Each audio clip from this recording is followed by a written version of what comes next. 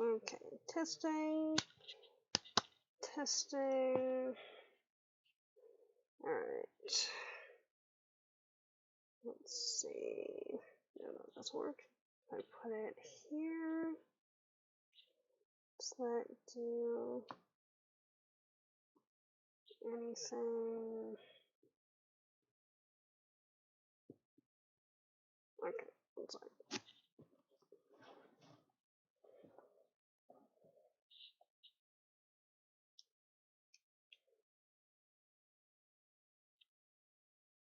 Okay. Right.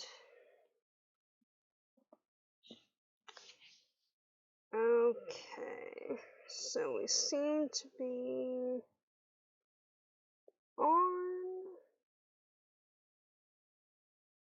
And it looks like the audio is picking up, so we should be good on that. Alright. So, greetings guys, gals, and non-binary pals. Welcome to the stream. Or, if you're watching this as a recording on YouTube after it's been converted, welcome to the channel. We are currently going through the second part of our however many it's going to be analysis series on Firekeeper's daughter.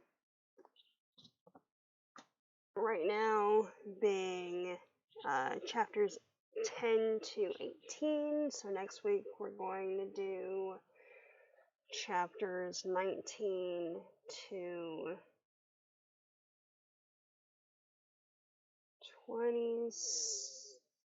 27, yeah. So we're going in 9 chapter increments. So, also, just a thing, if you don't want this spoiled for you, make a note of that, so you know.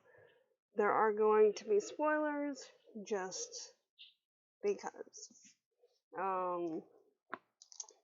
I'm gonna try and keep them to kind of a minimum, maybe, but we're going through a thriller, and in order to talk about how the characters are developing and the plot's progressing, there are going to be spoilers involved. So you know. Alright.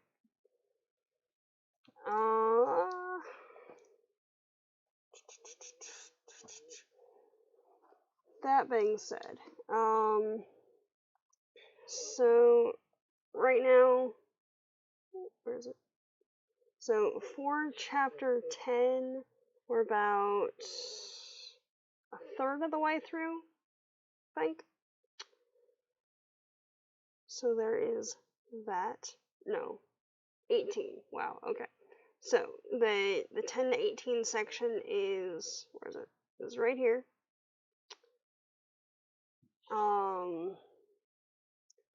I will say there's a lot that happens in this couple of chapters.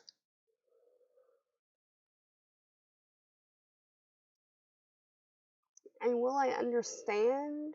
Because, just as a recap, right? So, Donis is the main character who we're following through all of this. And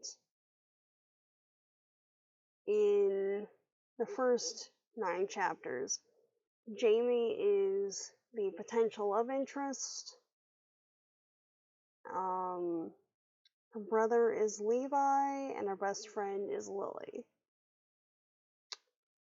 And Lily's ex, Travis, has been apparently making meth. And not so great things have come of that. So, top of chapter 10, we find out that, okay, so the end of chapter 9, there's a blast that changes everything. And we see Travis having a gun pointed at Lily. Top of chapter 10, we find out that Travis shot Lily, and then himself, and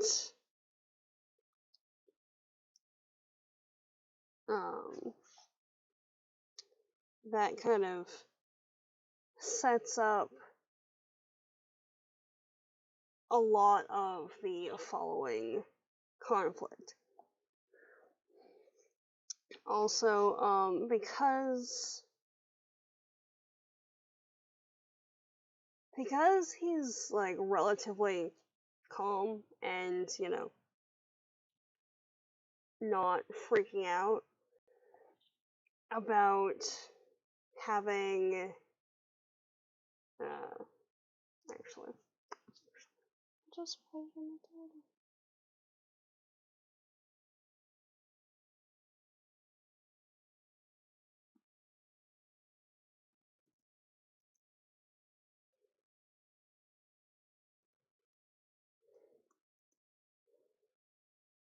Yeah, okay.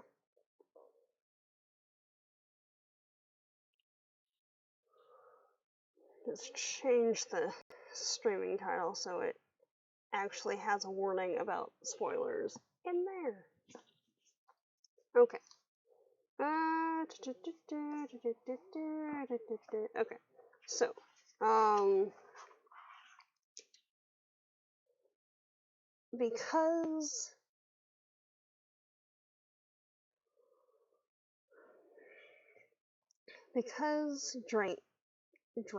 because Jamie doesn't like completely freak out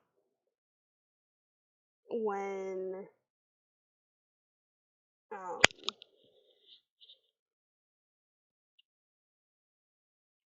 there we go. Because Jamie doesn't completely freak out when the gunshot goes off,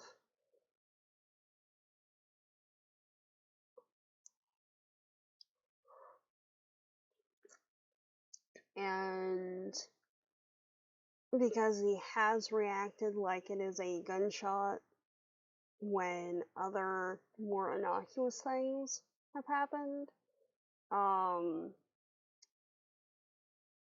Donis deduces that he's some kind of law enforcement, and we find out that he's working, or he's part of the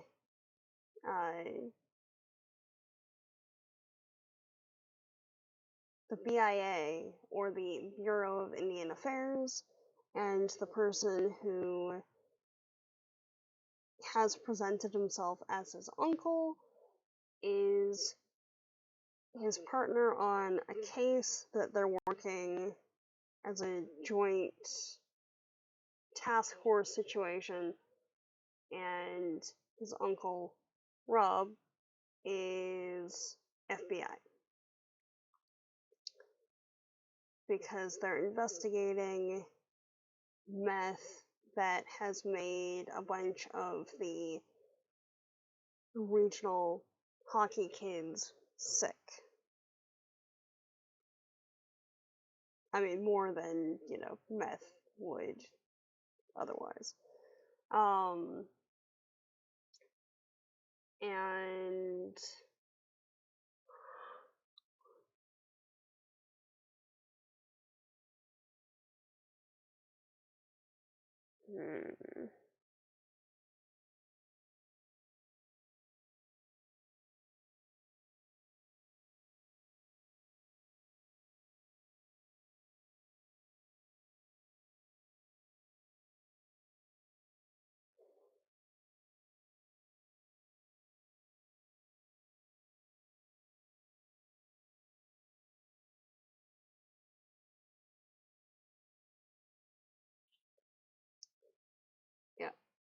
Oh, yeah.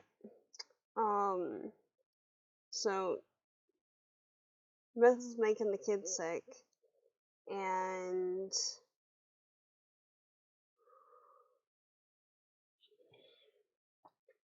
in particular, what has been found over the last couple of years, presumably, is that there's someone mixing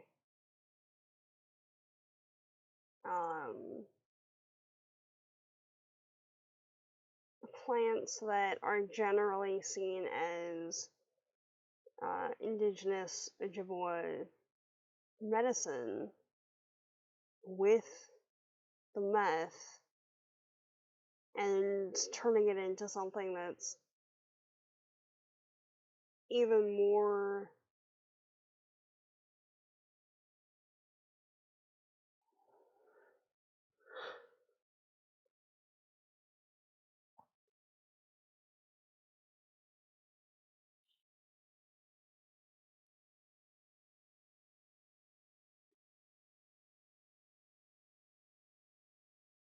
addictive. There we go. Dependency inducing. No, new word. Addictive. There we go. It's even more addictive than the meth itself would be. And they've narrowed it down to a couple of mushroom species or mushroom types for one couple of samples. Those being Pluteus mushrooms, which doesn't narrow it down much. That just means that it's a genus of fungi that is very much a part of breaking down wood. So those are mushrooms that you usually find on decaying logs and things like that. But there's over 300 species in that genus. Some of them would be hallucinogenic, some of them would not. It just depends on the mushroom itself. And then Psilocybin carolupis, or Psilocybin. Or, no, Psilocybin, there we go. Which, that's an individual species name compared to the genus, both of which are mentioned by name in here, which was kind of cool. But the Psilocybin is commonly known as bluefoot and is a rare mushroom in the family of Hymenogasteraceae, having psilocybin and psilocybin as the main active compounds. Yeah.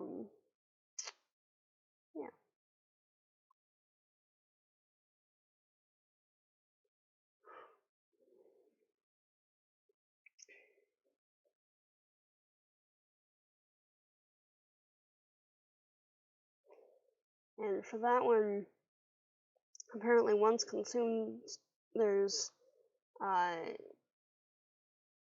effects that start being felt within the first hour or so,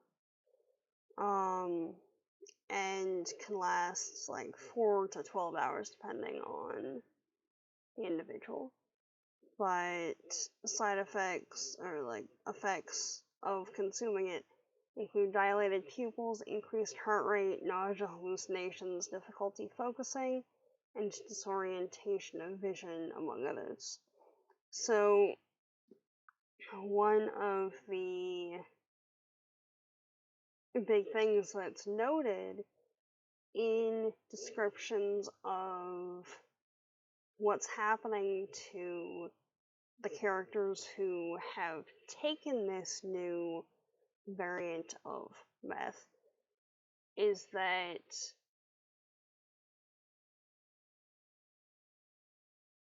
they're not only hallucinating, but in some instances there seem to be group hallucinations, which isn't out of the realm of possibility in certain situations, but isn't usually something that is seen with meth itself. But adding in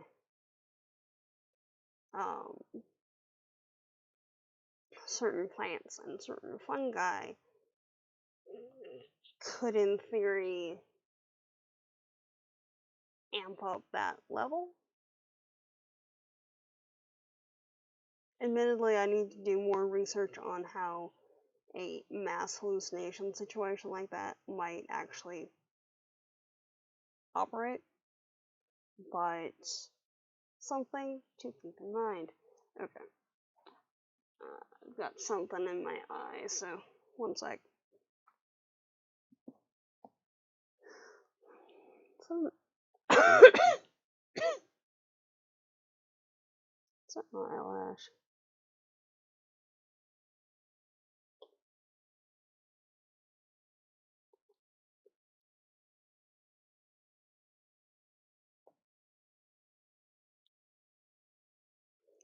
Alright.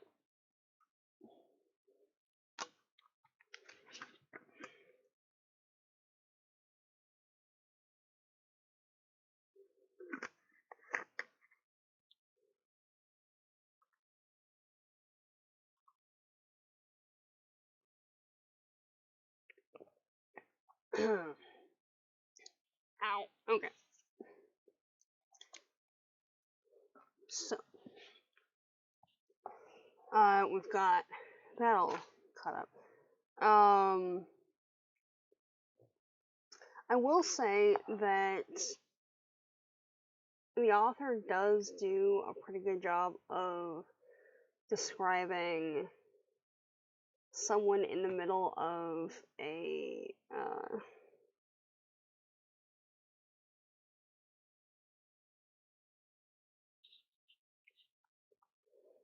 I don't know if it would be a panic attack, like a combination of panic and the first couple stages of grief processing.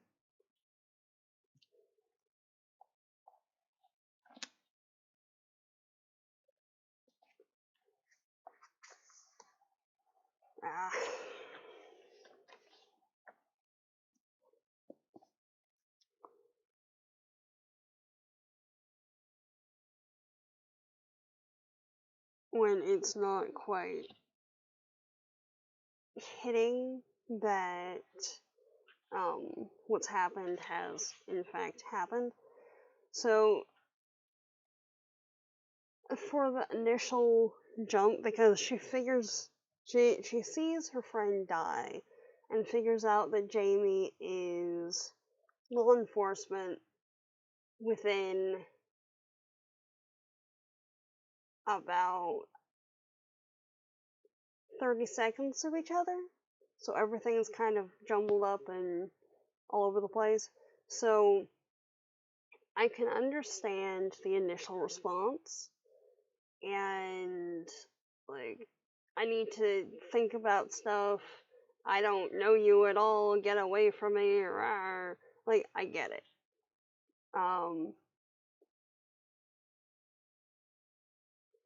And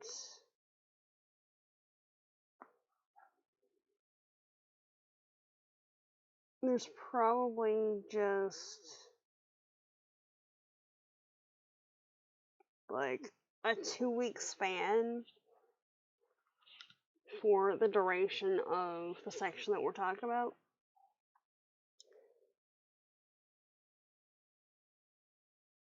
And sometimes it takes someone longer or shorter of a period to process information, to emotionally deal with certain information, that sort of thing. But the number of times that Donis acknowledges that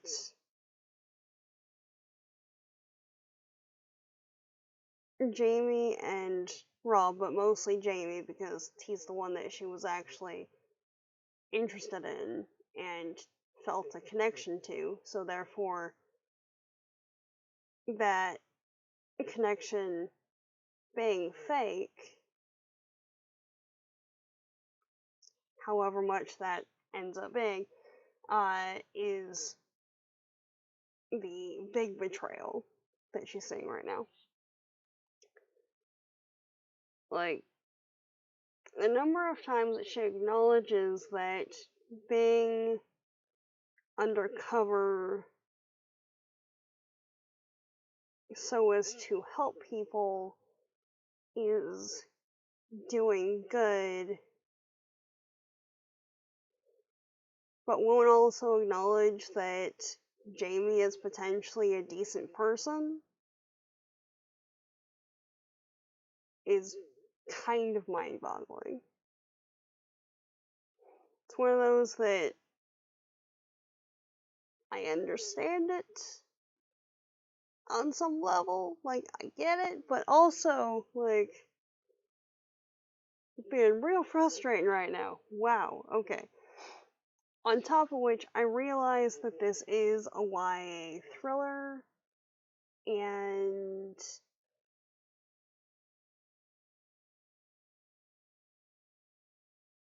for the teen young adult audience, emotions are naturally, generally, potentially, a bit higher than in other people. Generally, older people. That being said, I know some folks in their, like, 60s that have less awareness and things than some teenagers I've met, so take that with a grain of salt.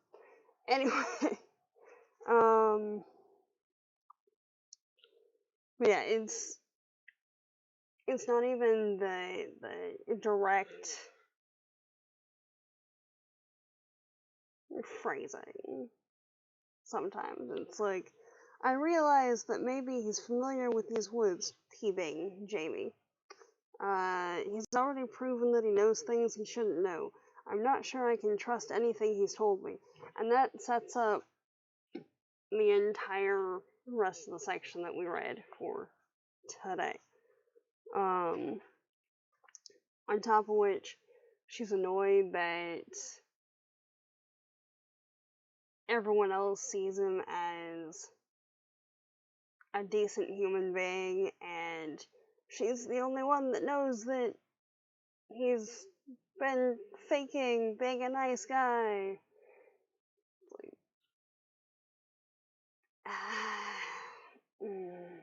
I don't know.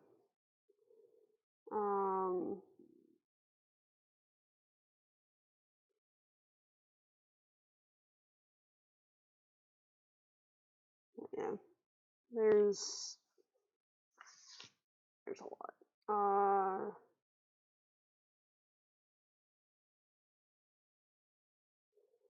And I also get that she has a history of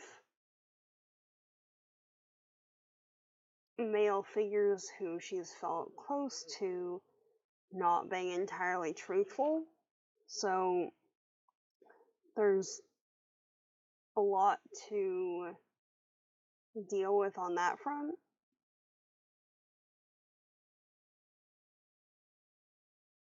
It's still aggravating though. Alright,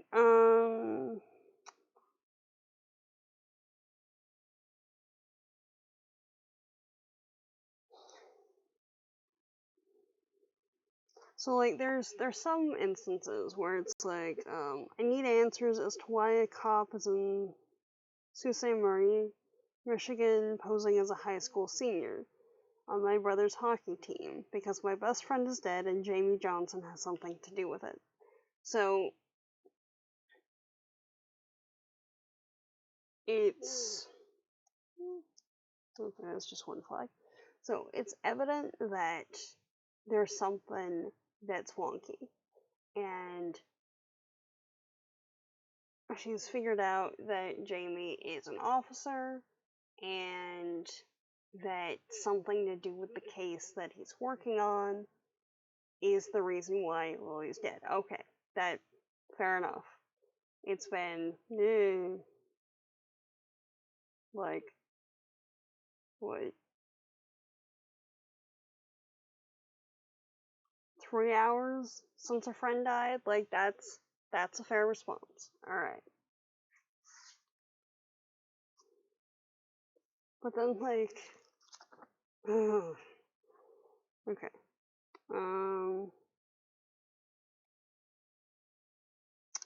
Also in what was it? In chapter 11, like, and I have no idea how accurate any of this is. It's not my culture. I'm not privy to it. But it, from what I know of particular world traditions,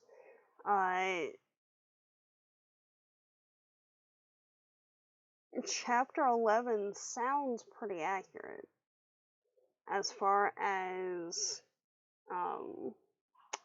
funerary practices, which fits for the story because they're preparing Lily to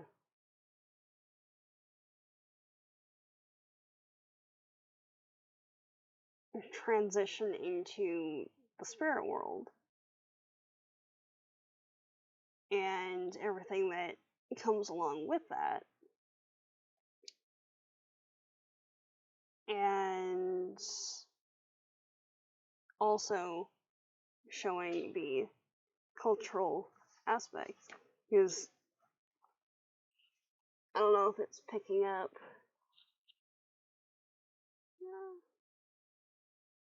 But this whole paragraph here and like this, there's pretty much like at least 3 solid pages of just that. Oh yeah, okay. There we go. So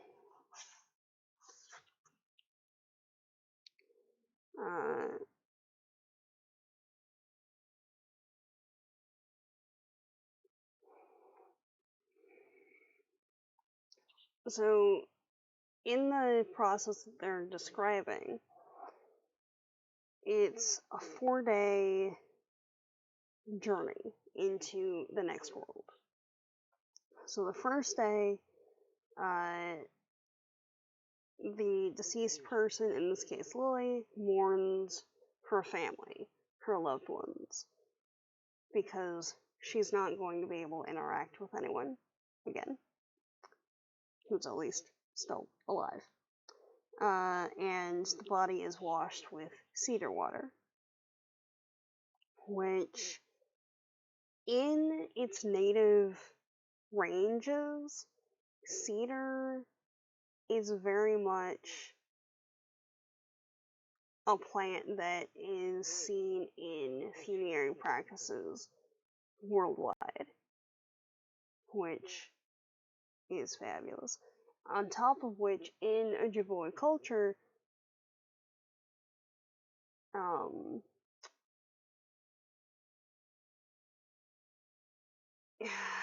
it's said, I don't know how many times in here, but I can't remember what the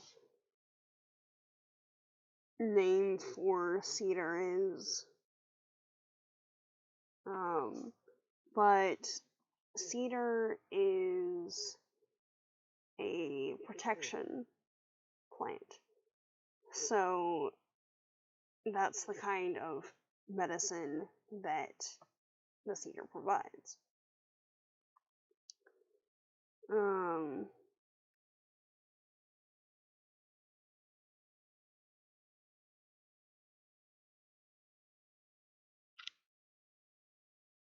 And I don't think it was mentioned what the 7 grandfathers were in the first section that we talked about, but there was some mention of the 7 grandfathers. So we've got love, respect, honesty, humility, bravery, wisdom, and truth. So it's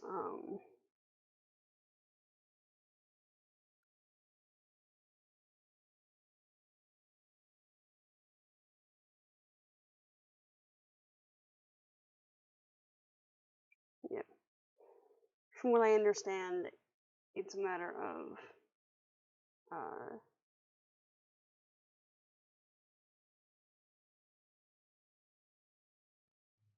the not personas.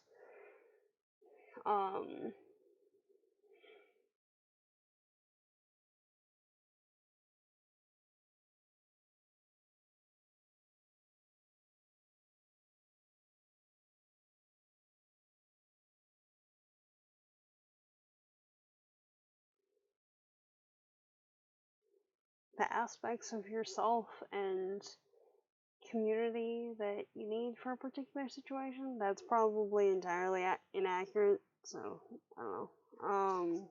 But yeah. Also, where's it?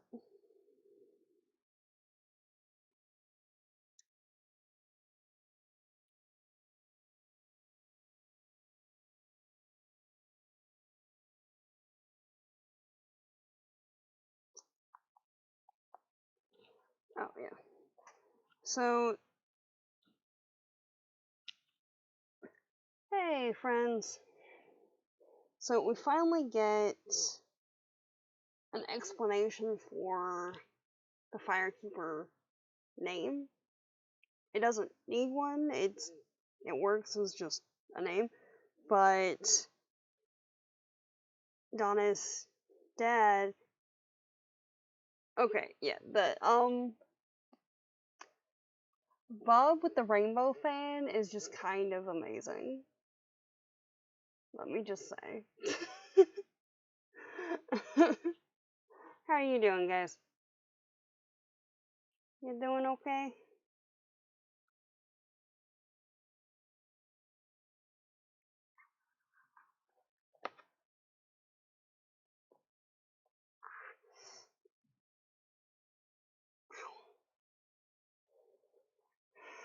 Okay. So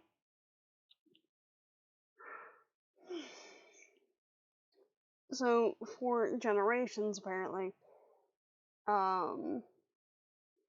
Donna's family has tended to ceremonial funerary sweat lodge fires, hence Firekeeper as the name. So yeah, and because there is a funeral to be happening because someone was killed, they're tending a fire.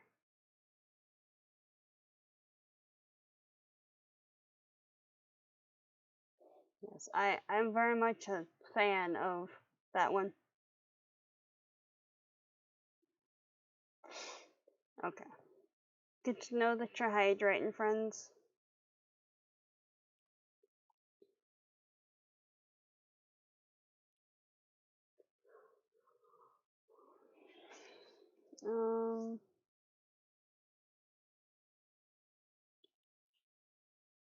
Oh yeah.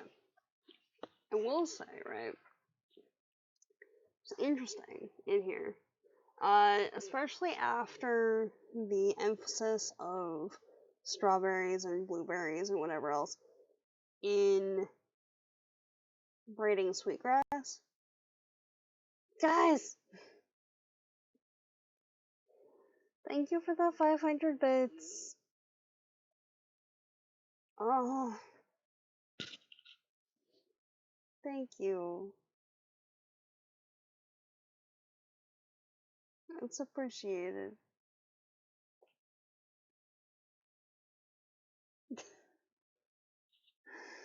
Oh,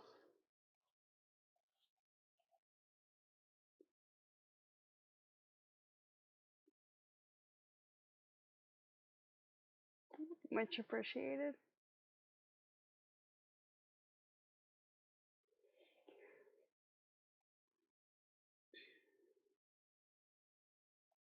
Actually, come on, come on.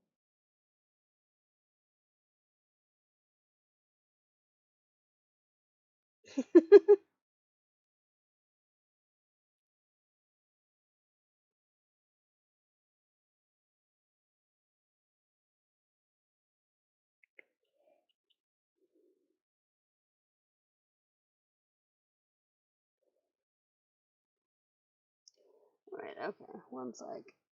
Slight detour.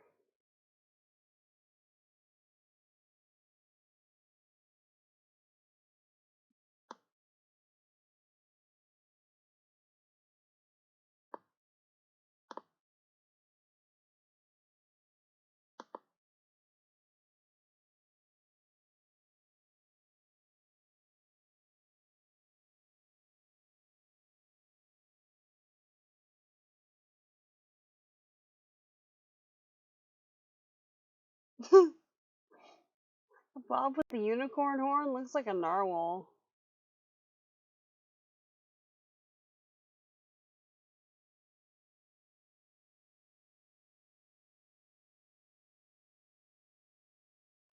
I don't know how I feel about that. I did not know.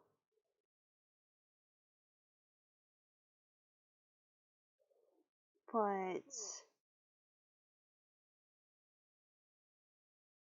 um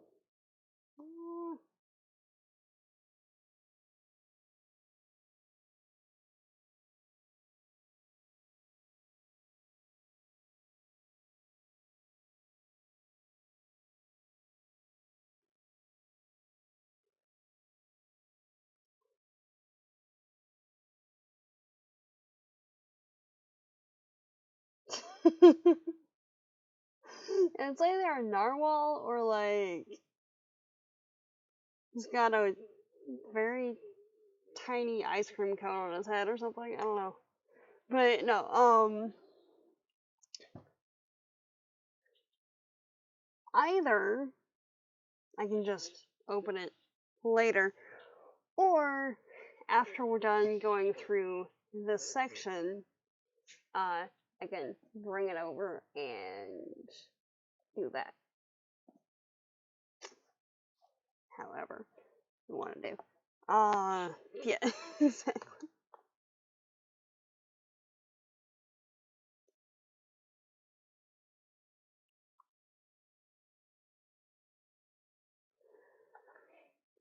Alright.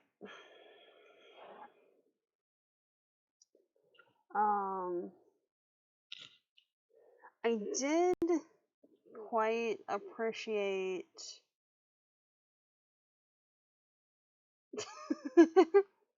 seriously, Bob Fuma with the fan just looks like he's done with everyone's BS. It's kind of amazing.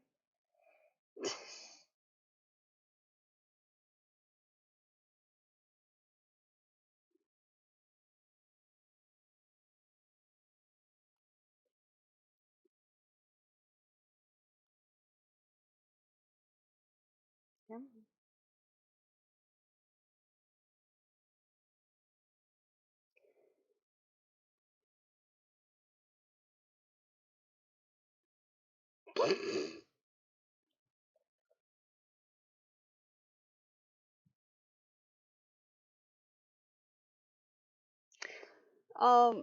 Okay.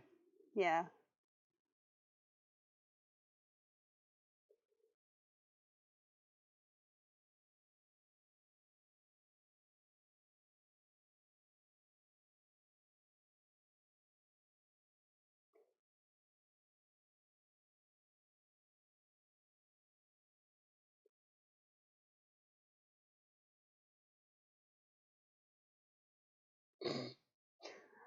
Yeah.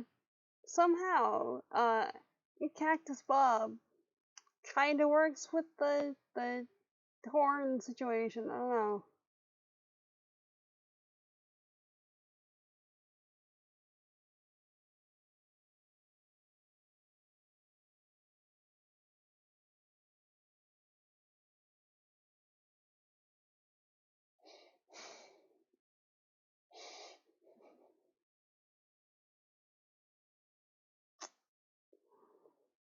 Yeah.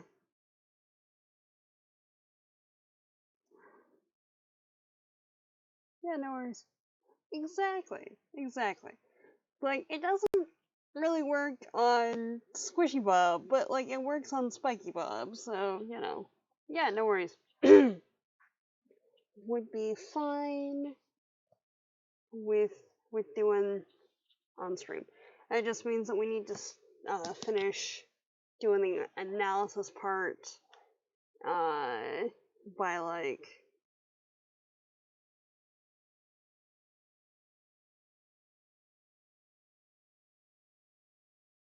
2:40ish probably, 2:45 something like that. So yeah. They're the rainbow cactus spine of doom. Precisely. Alright, okay. Getting back to this. Um I did rather appreciate that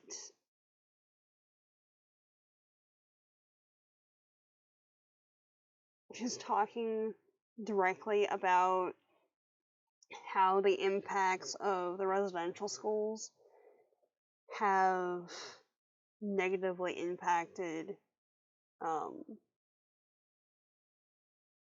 indigenous society for generations here. Right now, like I just did kind of an overview thing, and we're on 11. So yeah, which I don't know if I've mentioned this to y'all or not, but I'm gonna just say, right, plants and funerary practices and funerary practices involving plants. That was almost my dissertation. But because of the rather closed nature of most most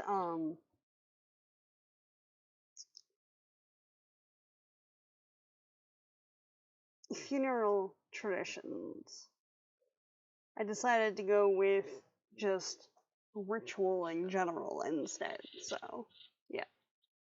I don't know how accurate the info in 11 is, but I'm assuming it's pretty dang accurate because, like, the rest of it seems to be pretty accurate, and there's like actual science and stuff in here and things. So, extrapolating, there's that.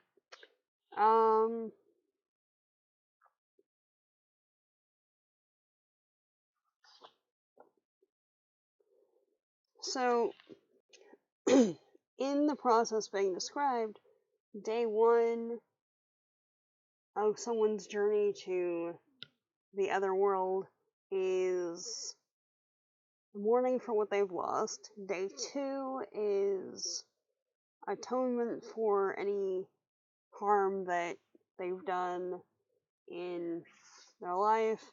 Day 3 is learning about the world that they're going to, and day 4 is saying goodbye to the world of the living. So that's where we're at right now. And yeah. Oh yeah, yeah. Actually,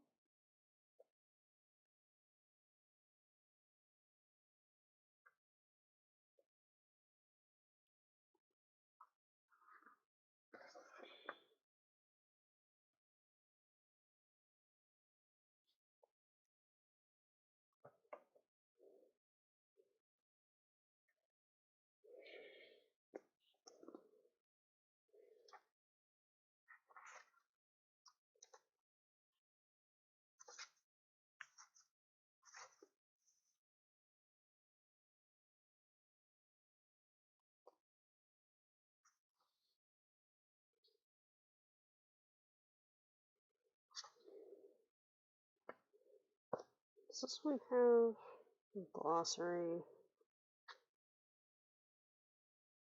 It's got a bibliography, but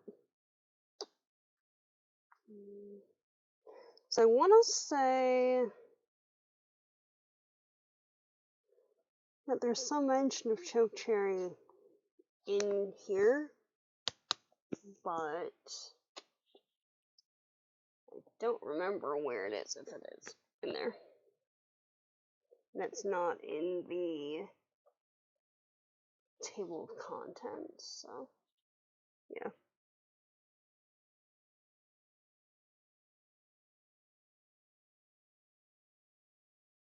Yeah, exactly. May Travis's day 2 never end, because he's, oh, jeez. Honestly, some people, I don't know.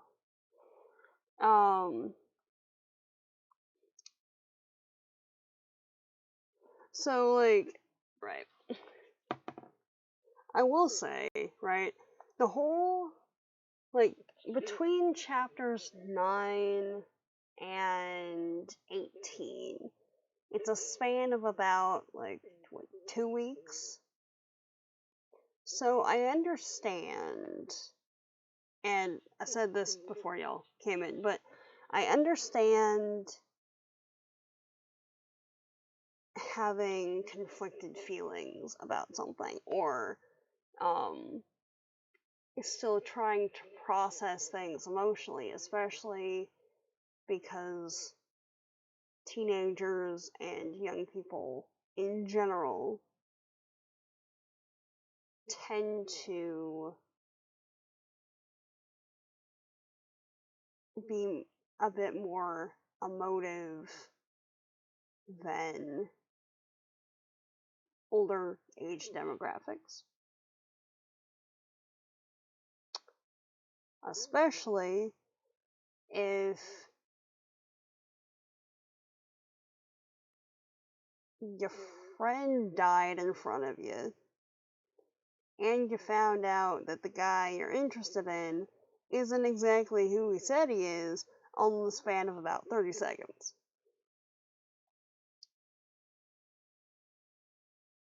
However, like, the amount of times that Donis acknowledges that they have to maintain secrecy in order to better be able to protect people, and then gets mad at Jamie because he can't tell her anything, and that he didn't tell her anything at the start, is really irritating. Like, I get it, but also, you know? And even, like, Ron's putting in there to try and smooth stuff over with, like, fake identities are necessary for protection. An operative's cover is a shield with two sides, to protect the people he comes in contact with as well as the agent. Exactly. And Answers can't bring a person back, but a successful investigation can help loved ones grieve and carry on. Like, seriously. Seriously. Yeah, even as a teenager, we would have been like, oh, you're an undercover cop. You're not deceiving us maliciously. You're doing your job.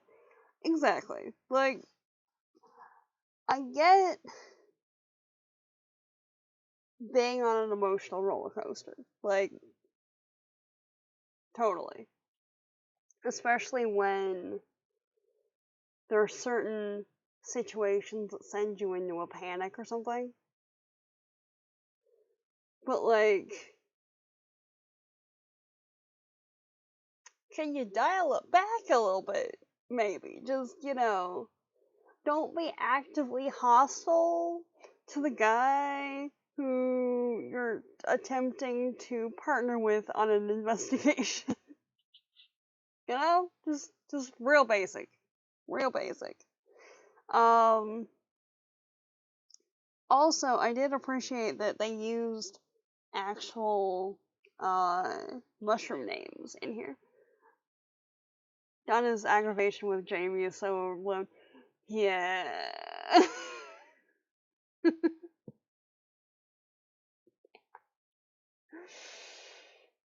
Exactly. Which, like, I'm hoping that once we get past this section, because right now we're about a third of the way through right now. So I'm hoping in the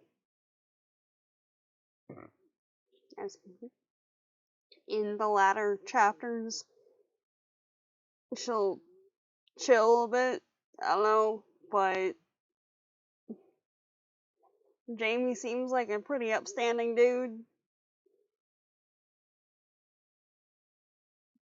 Levi at least appears to have stopped being a dick for right now, so, that's a plus.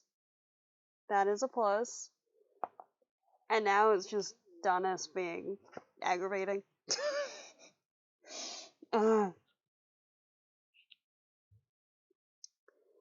But, yeah. Psilocybin and Pluteus. Like, the idea of mixing... Yeah, okay. Let me see.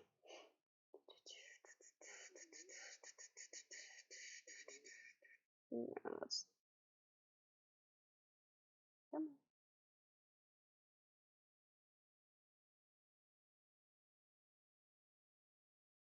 Okay. Let's see.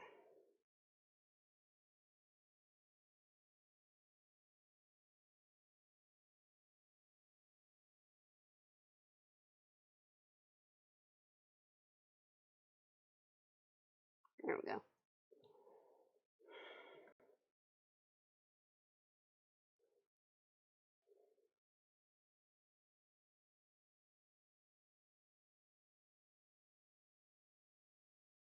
Yeah. So, Ron's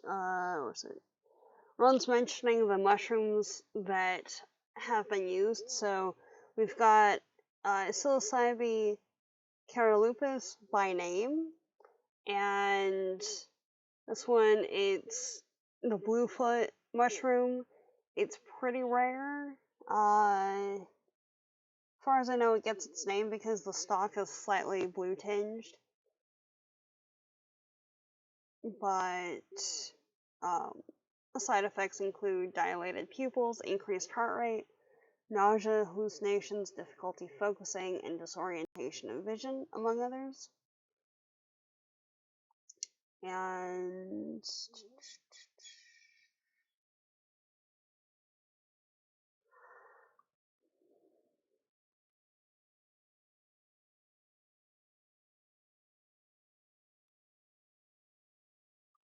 yeah.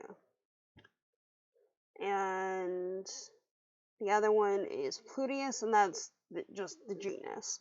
So,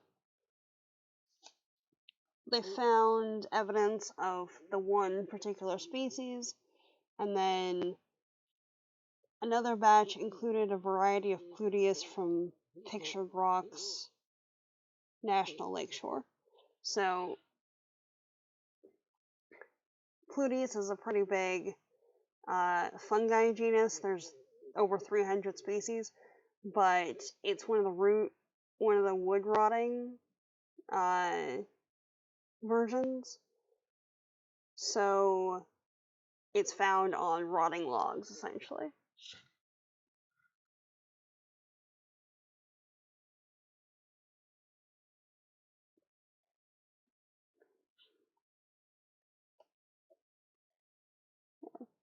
Also, also we know this requires actual communication, but you could, ask if the flirting was a sham or not. Like, right? Right? You would think. You would think. Like, on top of everything else, like, I get being a potentially awkward science person, because that seems to be at least part of what is going on, but what? What?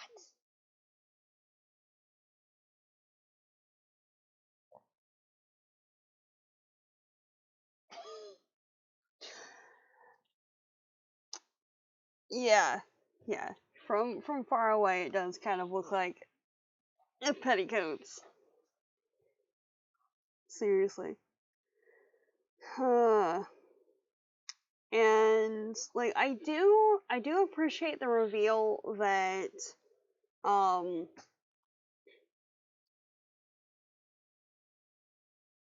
Adonis's Uncle David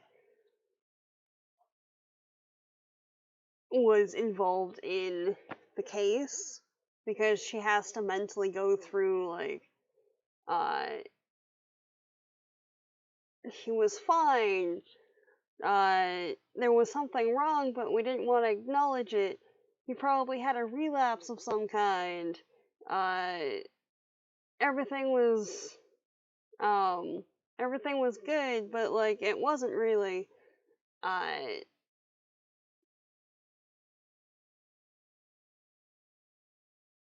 we're we're in the chem lab, so like obviously they think that he's the one that made the meth. And wait, he was working for you? Oh no! I've thought bad about my uncle. Oh no. So like you're there for the ride with her, which I appreciate, but like uh, the rest of it though. Like the rest of it with like just the emotional relationship roller coaster. And Jamie's just like, yeah, he wasn't all that truthful to begin with about certain things, but like what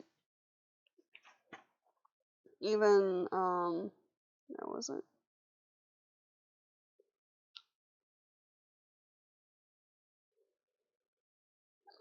Uh,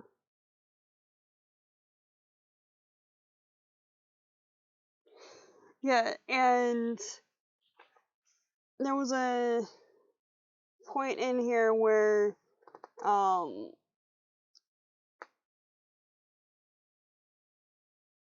she's feeling bad that she never gave her uncle the benefit of the doubt when he was uh doing informant work and trying to help the community, but then doesn't give Jamie the same acknowledgement of like why she couldn't be informed about everything. Like, I realize there's,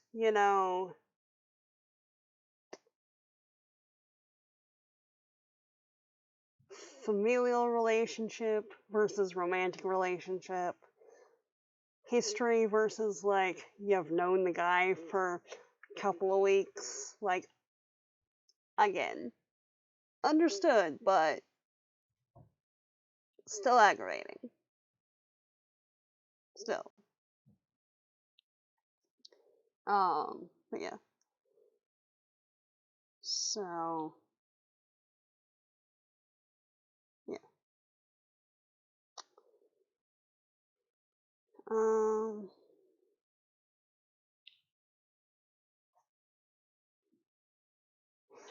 I did also kind of appreciate how, like, they they never even came out with, like, so, like, I know your uncle died working with us, but, like, do you want to, take his place because, like, you know how to do stuff? It was just,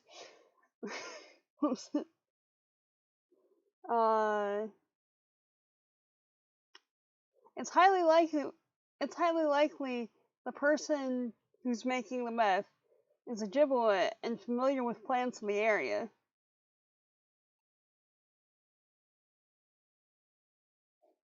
You showed that traditionally prepared choke cherry pudding had cancer-fighting properties. The seeds, grinding up the seeds in the traditional way instead of filtering them out, that's what had the medicinal value. You know science, and you know your culture. And just left it there. Like,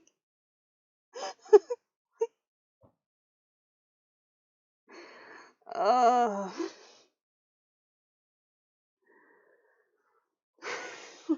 Guys. Like, do you not realize that the person you're talking to is already in a volatile state right now? Like, yo.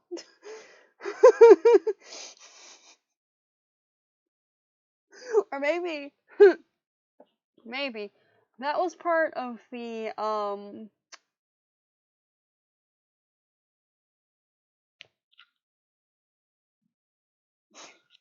maybe that was part of, like, the job application process there. Because, like, for some people, the application itself is so convoluted that if you can figure it out, well, yeah, you're, you get the job. You figured out how to decode the programming so that, you can actually answer the 5 questions.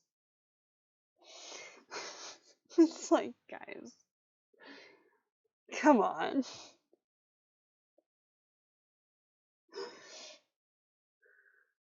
Oh, jeez.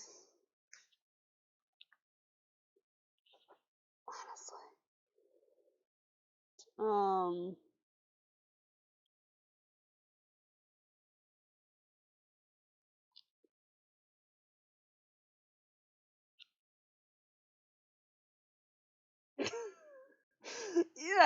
Yeah, like, I get it. But there's a certain point that they're all just being obnoxious about it. You know? Like,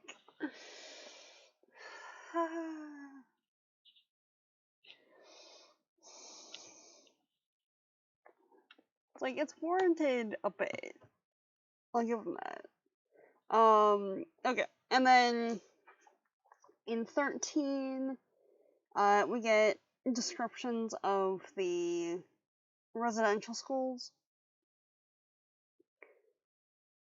And how there's some in the community who are Catholic, but there's others who keep as far from the church as possible because, same with the federal government, because they came for our ceremonies and then for our children. They came for, yeah. So they came for the traditions and then they abducted the kids. So it's all wrapped up together.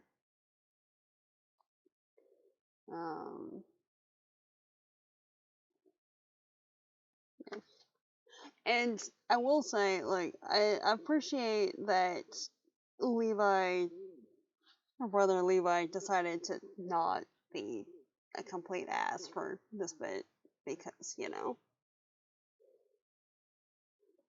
friends and stuff. Exactly. There's a long line of maternal badassery happening in there. Or matrilineal badassery, rather. Okay.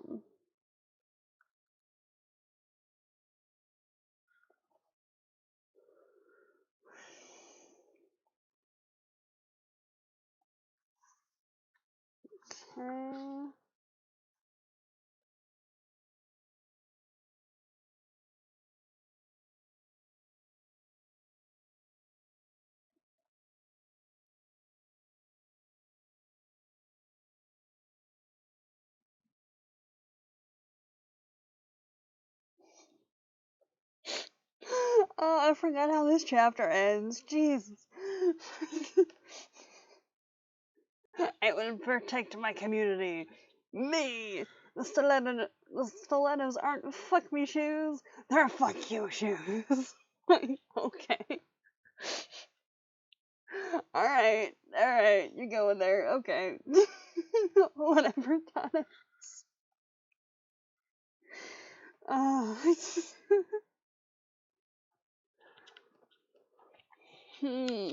Alright. So,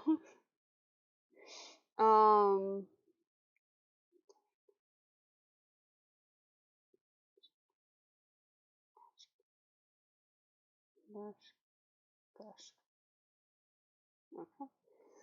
So, I did also appreciate that they're, she's talking about, just talking about, gosh, so, the cedar, and how it's used for protection, and after releasing a pinch of sema, or the tobacco, breaks off 2 flat sprigs to place one in each shoe. Auntie does this before meeting the council. Gesh protects us from bad intentions, which was cool.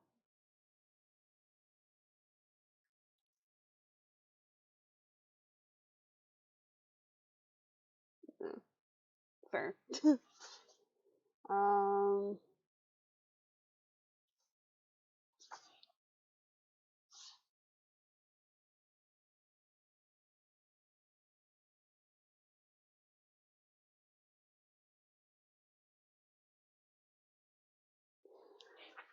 Okay. Okay, moving on to 14, right?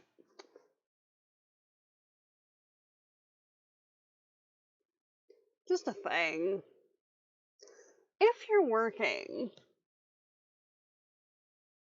on a secret federal investigation,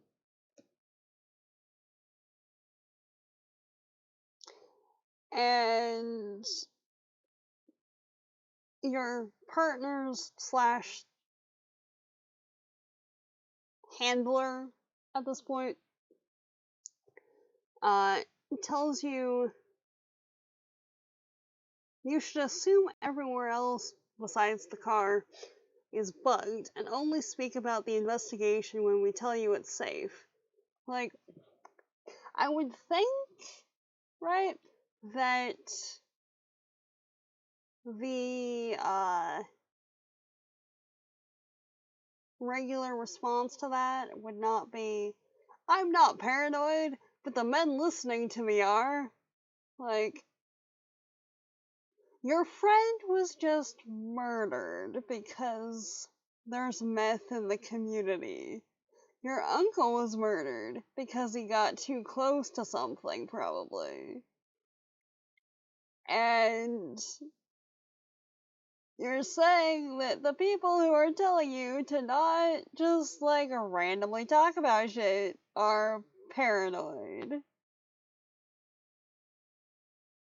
What?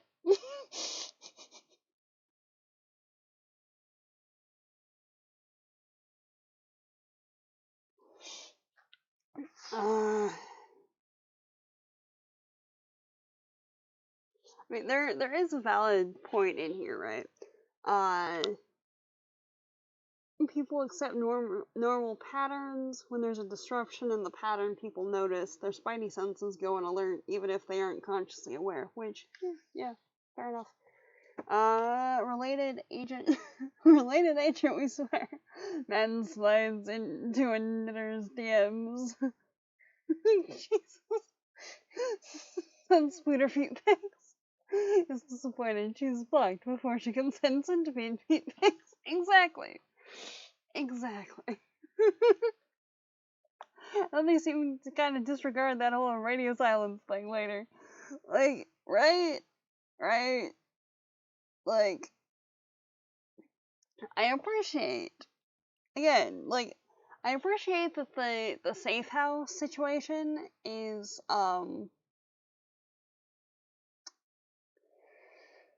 you know, that the house in the middle of the woods seems to be safe, was set up to be a spot to, analyze trash and whatever. But, like, y'all don't want to sweep it when you're coming in? Because, like, all you gotta do is ring a garage door opener, and you're in. So, that's not my expertise, but, like, far as I know, it's not too hard to do as a thing, if you really want to. If you have the, how do we say,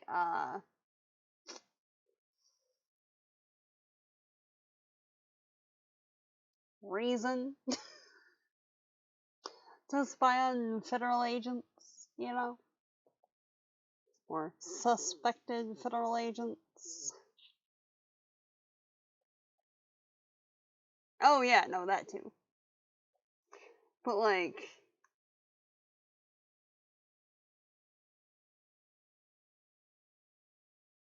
I guess they're just assuming or like implying that they've swept the room. It's fine. I don't know about that.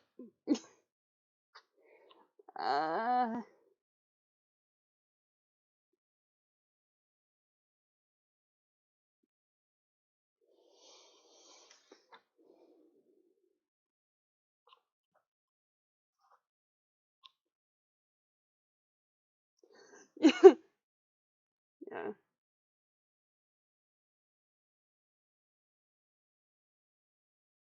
Yeah. Yeah, exactly.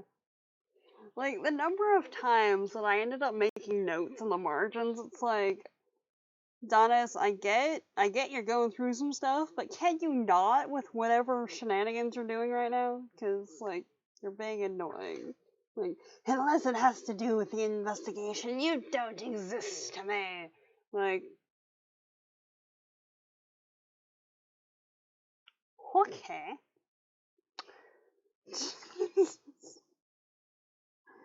Ah, yeah. Uh,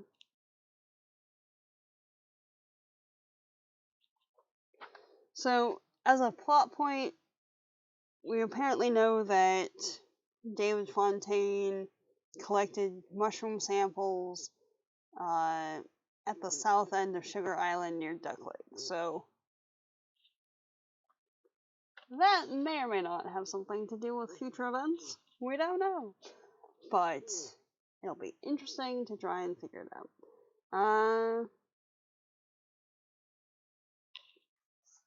Okay.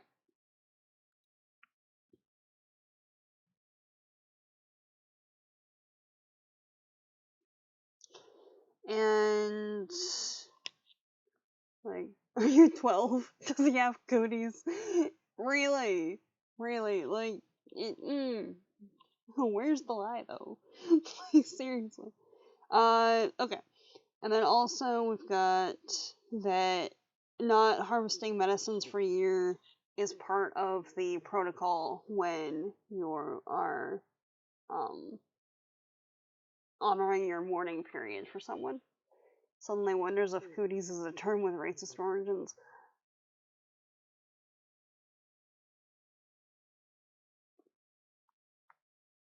I had not thought of that, but perhaps, perhaps. Okay.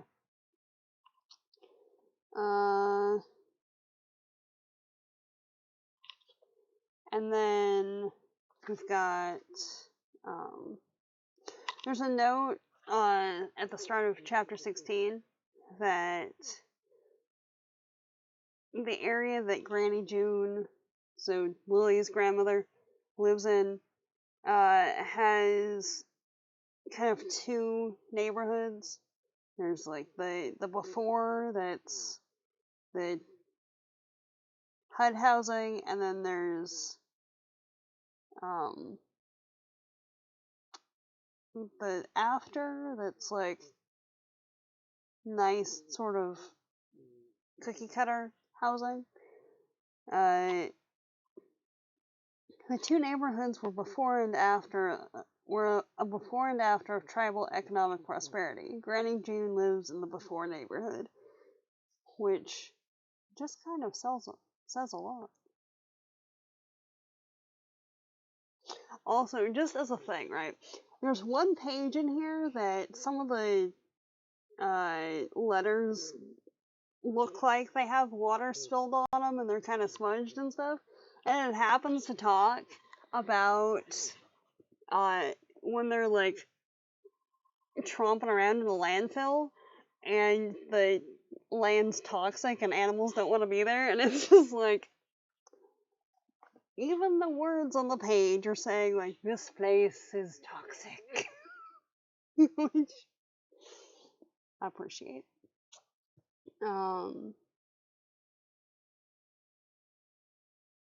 And how there's birch and ash growing near the landfill, but they're never going to be harvested for, which were War One slang earlier, nautical use said to be from Malay and Austronesian kuto, the name of some parasitic biting insect. Okay. Cool. Okay then. Good to know. Yeah, so the birch and ash aren't going to be harvested. Nothing's going to be harvested from them because instead of being healthy and full of life, they've absorbed contaminated groundwater and breathe like noxious fumes. Yeah.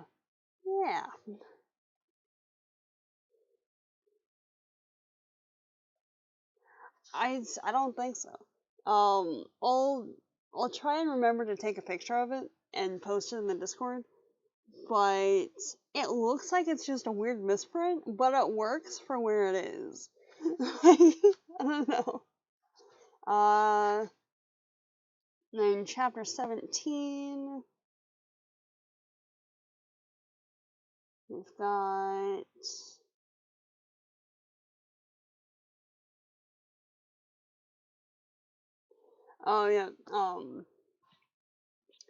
at one point Donis is trying to figure out how she would explain working with the government that had tried to take her to the boarding schools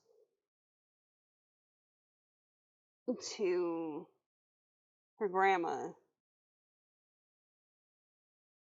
even if it meant helping the kids on, like, in the community.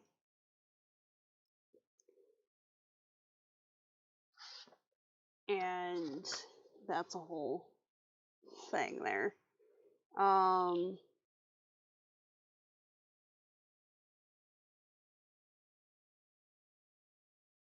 Yeah.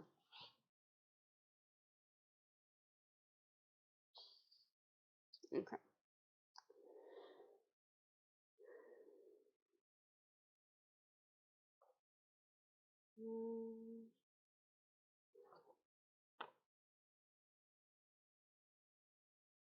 Alright, and then chapter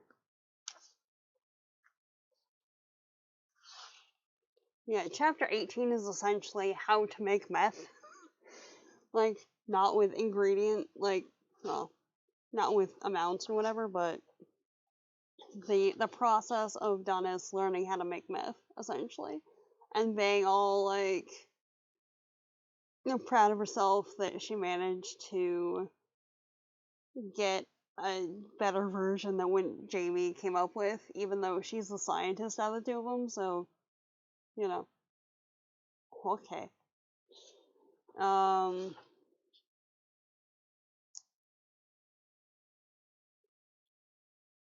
And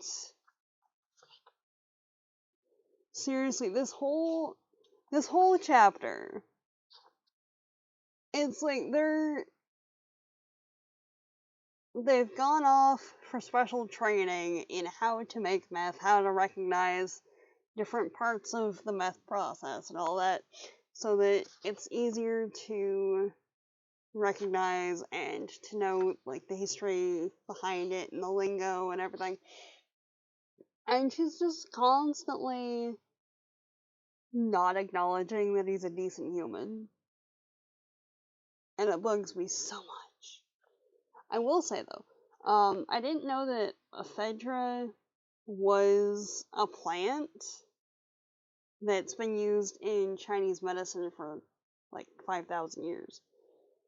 And that's apparently what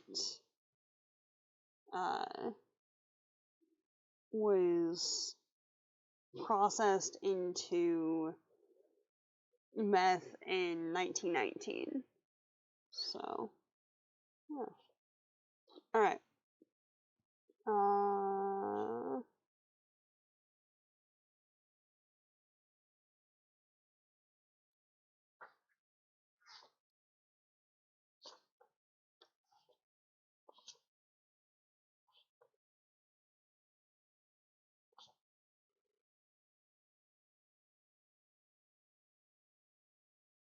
Just as a thing, right?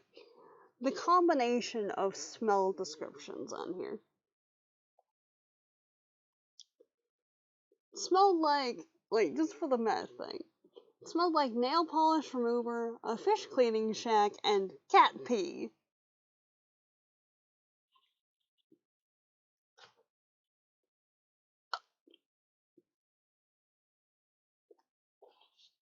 No. Can we not? But, like,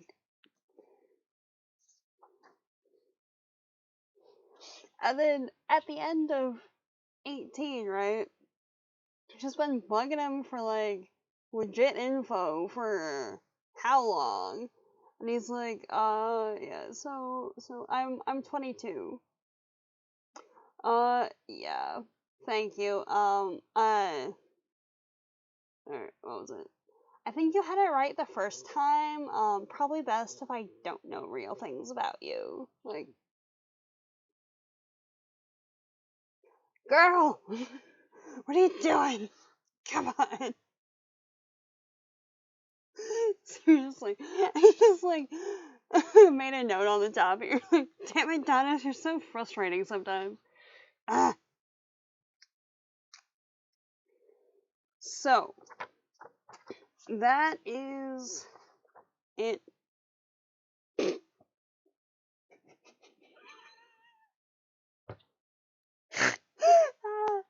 I just turned to, like, I was trying to flip through to 27 and ended up at the end of 19, and, like,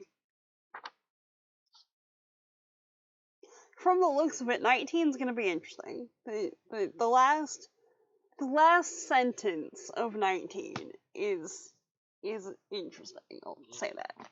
Anyway, yeah, exactly. Okay, I'm gonna pop up the BRB screen real quick and run over and get the box. We've got like 5-ish minutes, so if you have any question things about this, there's that. But at 3:05, I gotta pop out. So, 1 second. Be right back.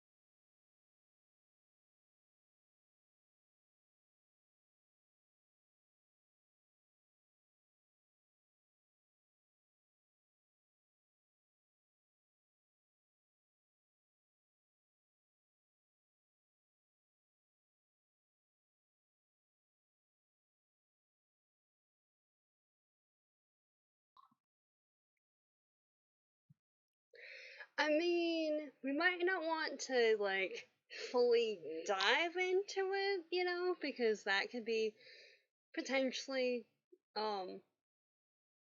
hazardous just because it's, got particular compounds in it, but we can certainly research it.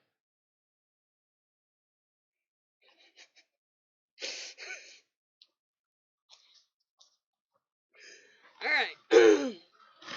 So, I have one box and the thing and come on, and the stuff. Which, let me just say, right? Really appreciating the paper on this. Seriously. Okay.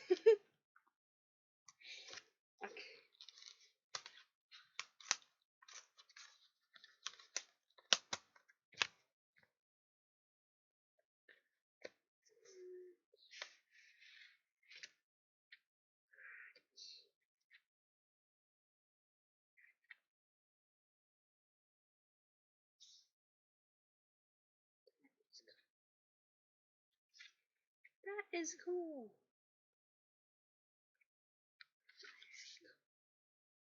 I didn't know there were cards with quilling on them.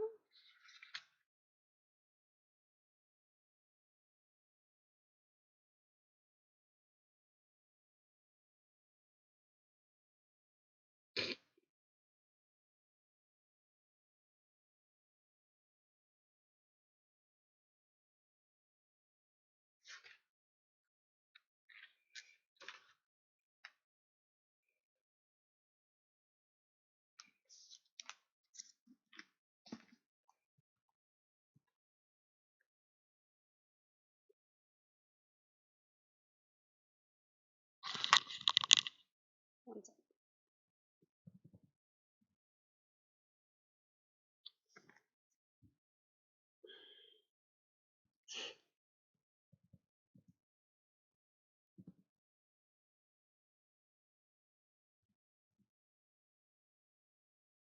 There we go. Okay. Now, if I can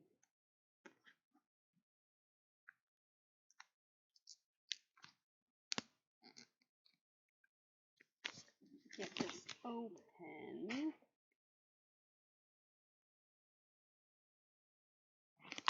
Come on.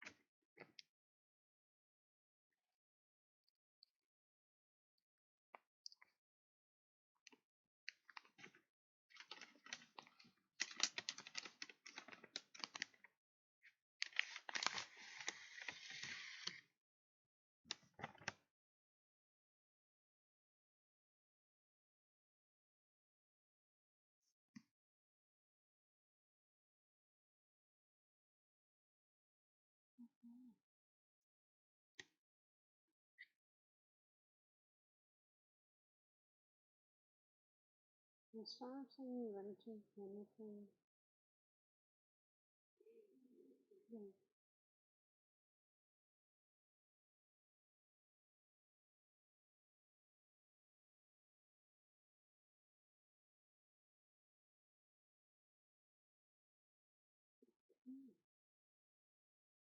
Michael, why your storyteller?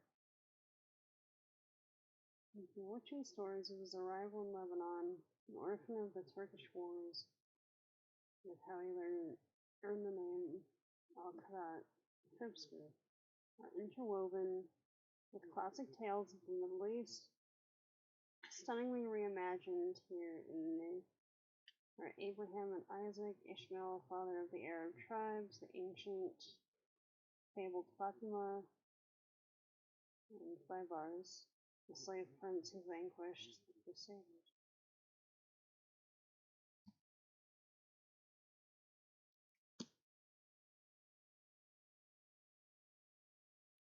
Very cool. Very cool. Awesome. Thank you.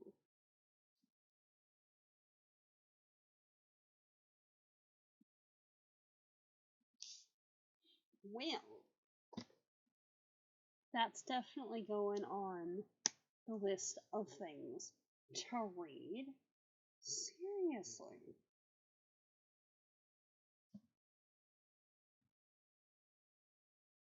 Nice.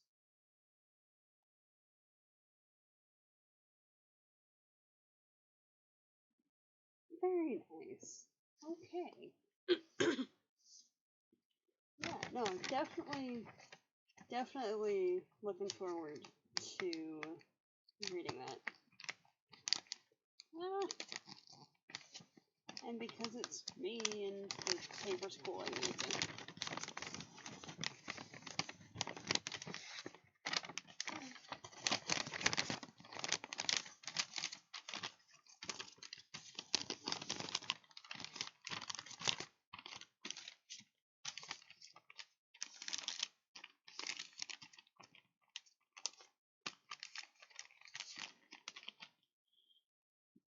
There we go.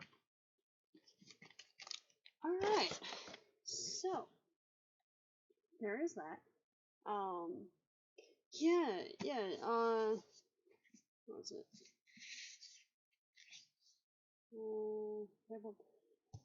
I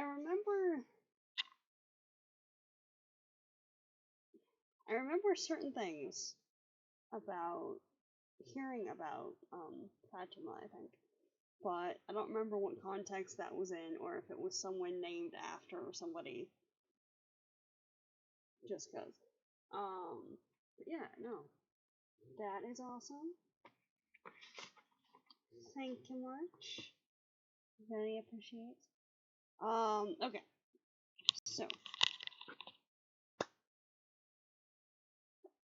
thank you for being here, friends, and participating in the discussion time and the fabulous birthday awesomeness. I really, seriously, really looking forward to reading this. So, do we want to do a raid? Or, just end stream? Because I do need to go. I know.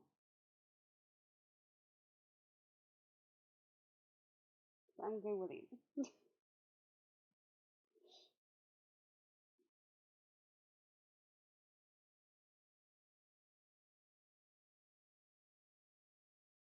Yeah. So we'd be on 27? Yeah, that's how math works. we'd be on 27 next time. So, awesome sauce. I will talk to y'all later. Have a good one. Bye, friends.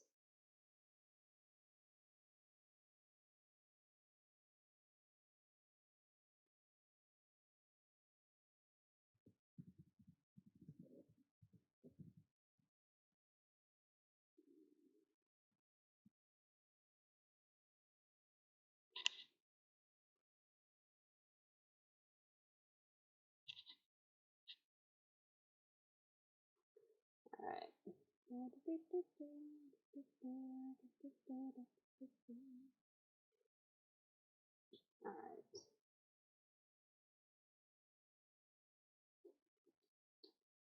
Okay.